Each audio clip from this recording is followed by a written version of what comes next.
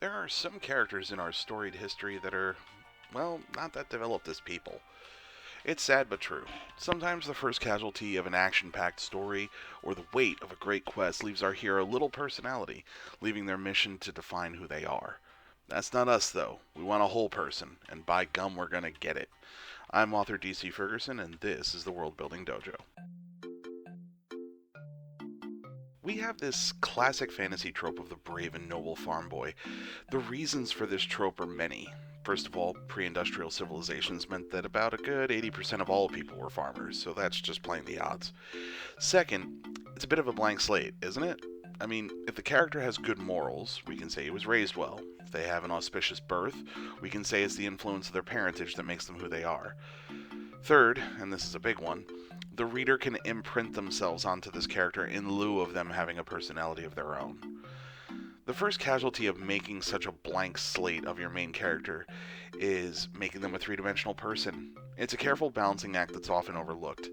The constant suspense or the action of the story driving the quest further often leaves moments of introspection or personal revelation on the cutting room floor. After all, it can make the story seem like it's dragging. Other times, if it's not handled correctly, it can feel like an awkward time to be info dumping personal reflections of the character. So, how do we strike this balance? How can we have natural breaks in the action to get to know this character while continuing to move the story forward? That's the crux of what we're going to get into today and find out how we have these moments. When we look at classic character study, I'm often brought to this example right here from The Breakfast Club. After an entire film of antagonizing each other, attacking each other for their differences, and bonding over the devil's lettuce, we're brought to this brief moment where these five people reveal who they really are, not through info dumps, but in dialogue with each other. It's relevant to the story, and it moves it forward while cutting deep under the surface of the people they portray themselves to be and reveal who they are underneath the labels. They break past stereotypes and become individuals that are much more complicated. If only we can be so lucky to have this moment with our characters that is so deeply revealing while still being relevant. So, let's figure out how to get there. Our first time seeing your main character is the chance you have to tell us who they are. This is their introduction, the calm before the storm, the person they were before your story transforms them into who they will be. Unfortunately, as is often the case, this part is wildly overlooked in books and movies. How many times has an introduction given you only the bare minimum, such as spending the day with their loved one, showing how much they love them so you know that person is going to die soon, or being a good person in the wrong place at the wrong time, assuring that they're going to be accused of a crime they didn't commit, or being a wild youth that doesn't play by the rules. These are cardboard cutout introductions, and the proof is in the pudding, because while I was just showing you images of Superman, the Running Man, and Captain Kirk in Star Trek, I was actually referring to William Wallace in Braveheart, Demolition Man, and Green Lantern. Don't get me wrong, we've discussed tropes before on this channel. They're perfectly fine to use, just understand that when you use them entirely instead of creating your own character, you're following a blueprint that's been used many times and it will show. But if you're looking to beat this trope, or at least make it your own, first impressions are everything. Take a look at this example from the opening minutes of the Christmas film Die Hard. We get a seed planted from much later in the film why our main character is barefoot. But we also get these little details, such as finding out John McClane's wife got a job offer in California while he was busy being a cop in New York. She's with this company now going by her maiden name. In their initial conversation, he gets a little heated with his wife. She leaves the room, and he starts beating himself up for being short-tempered with her. We can see how strained their relationship is, how much he still loves her, how some of the problems in their marriage are his fault, and so on. This isn't a caricature. This is a real person with a real relationship and real stress. We almost feel like we're walking into the middle of a relationship on the edge, watching these two carry around the same patterns they've learned to do with each other to the point that something's about to give. It gives you this fly on the wall feeling and makes you a little uncomfortable, like maybe you shouldn't be in the room. That feeling is not on accident. Thanks to some great chemistry between Bruce Willis and Bonnie Bedelia, this scene takes the written word of the script and makes it believable. This is the kind of thing that we're going for. Die Hard is known for being an action movie with a classic tough guy that saves the day single-handedly. It's not known for its character development. But make no mistake, it has a lot. Our police officer, Al Powell, takes a moment to share a personal story, a bonding moment between him and John. one that reveals a difficult past the officer has to live with. Even our villain, Hans Gruber, portrays himself as a sophisticated, fashionable person, even painting a picture that his goals are political or lofty. When you get to the heart of why these terrorists are there, you find out they're not terrorists at all, they're thieves. That lie of itself is enough to add depth and weight to these villains. Why hide their motivations behind politics?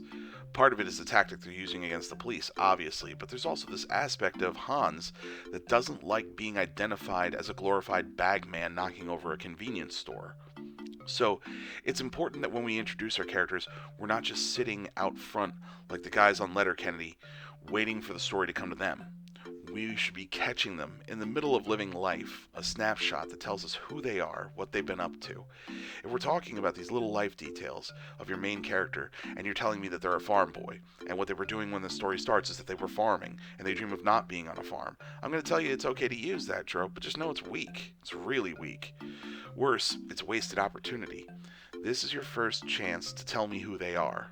Don't squander that. The biggest way that we're going to characterize our protagonists throughout the course of the story is through their deeds. Make no mistake about it, every word your character says and every action they take is extremely relevant to determining who they are as a character. An easy way to examine this pitfall when it's handled incorrectly is with characters like Erica in Stranger Things or Andrea on The Walking Dead. Here, we have a character that was not only introduced to us in a way that rubbed people the wrong way, but their subsequent deeds as a character made them someone no one wanted to watch.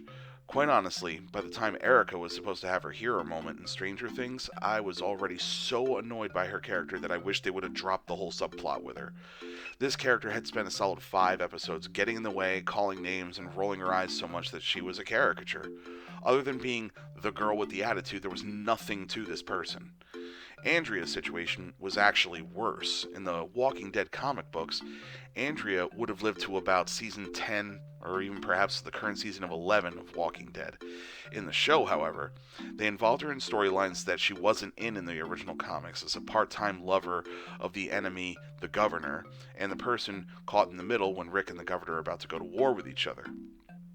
Because of her inability to pick a side, sleeping with the enemy, and generally being in the way all the time, the writers decided to kill her off, and she was an extremely unpopular character on the show when they did it. Taking those examples to heart, that doesn't mean you can't develop a character that we as your audience don't agree with. Hell, we don't even have to like them. Remember, from Dexter to Lucifer to Walter White, there are countless examples of main characters that audiences love to hate. So, how do we tell the difference between what traits a character can have that makes them a good read versus a bad read? Well, the answer is unfortunately a little convoluted.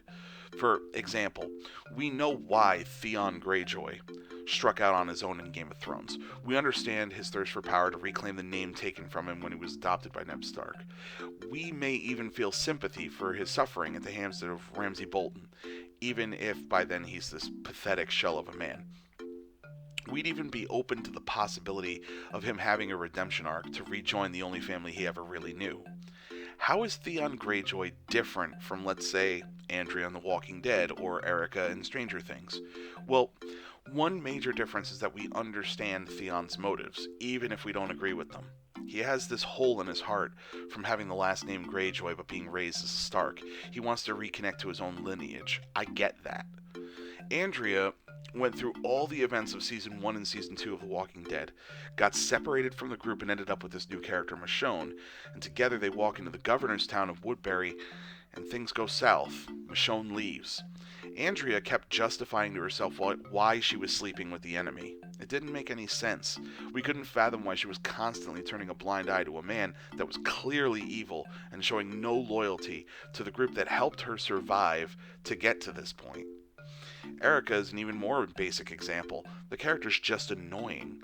This isn't a person that you want to be around, let alone someone that you trust to have your back when monsters from another dimension start creeping in. Even when she helps our main characters and shows off her own talents, it's done in this arrogant, you're lucky I was here kind of way. So, a big part of the line that you walk is that the character should never cross over into doing a bad behavior that is needless. No one is going to sit through a whole story with a character that kicks babies for distance as a hobby. You can't invest in that character because it betrays human nature to be needlessly evil, bad, disloyal, willfully stupid, and blind to the hurt that they cause. You can have a character that encompasses all of those traits, but it can't be needless. Their evil must serve a means to an end. Now, that's all well and good advice if we want characters that walk in the darkness, but what about the ones that praise the sun? Well, believe it or not, audiences will tire of the perfect Boy Scout too. I pass this nugget of wisdom on to you. A knight in shining armor has never been in a battle. Battles damage and mar that shiny armor. Long travels get that armor dirty. What a shiny suit of armor tells your readers is that a valiant knight has never been anywhere, has no glory to his name from combat. He's never been out in the dangerous world. His virtue has never been challenged. He's never had a loss so great he's been forced to question everything. You see what we're getting at? The perfectly virtuous, sinless knight is seen as naive. He's all ideals and no chance to practice them in the real world. Come back in 5 years after he's been out there, and maybe you'll have an interesting character worth investing in. Now, don't get me wrong, I'm not advocating for turning every hero into a take no prisoners kind of Punisher type of guy. The anti-hero has their place, but so does Superman. It's far more important that we know what kind of character we're dealing with, though, that we want to express that character in their deeds, not the words coming out of their mouth. We beat it to death, but yeah, this is another show don't tell moment. Look at this scene from The Equalizer. Denzel Washington works at Home Depot kind of store, and the place gets robbed. He's a former killer. He could easily take this guy, but his cover's more important, so he goes along with it. The robber goes one step too far, though. He takes the cashier's wedding ring. Eventually, the robber leaves. Quietly, Denzel Washington heads over to an aisle, borrows a sledgehammer, and returns it the next day, making sure to clean it off. The cashier's wedding ring is waiting for her in her till when she starts her next shift. That's showing virtue, without taking credit, without words, and even without the action scene that shows how he found this guy and what he did with that sledgehammer. The clip is on YouTube. I highly recommend studying it, although the movie itself is actually very much worth a watch if you never saw it.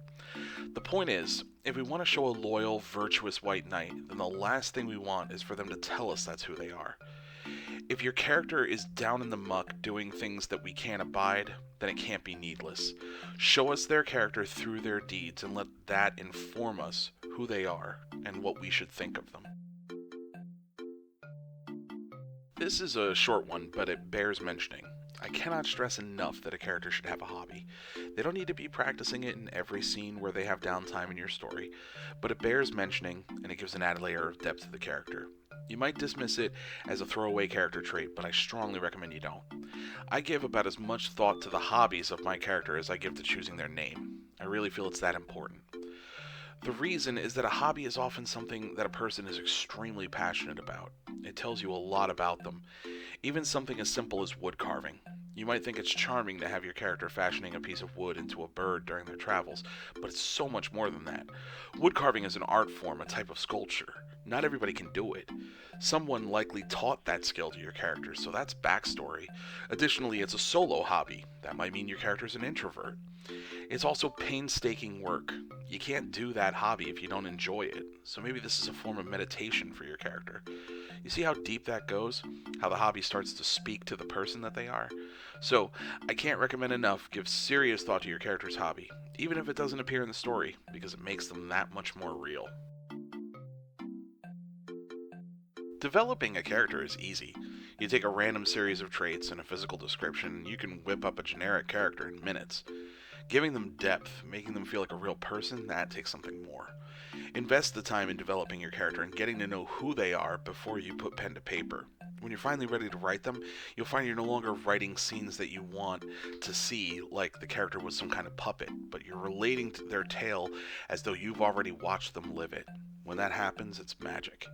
Now, don't forget to sign up for my newsletter, links in the comments, and you're going to get Cora Blake Arcane Agent totally free. You get cool news about what I'm working on in books and here on the channel, and it comes loaded with cool authors and promotions for fantasy and sci-fi. Don't forget to like and subscribe to hear about new videos, and as always, I'm DC Ferguson. Now have fun and get crafting.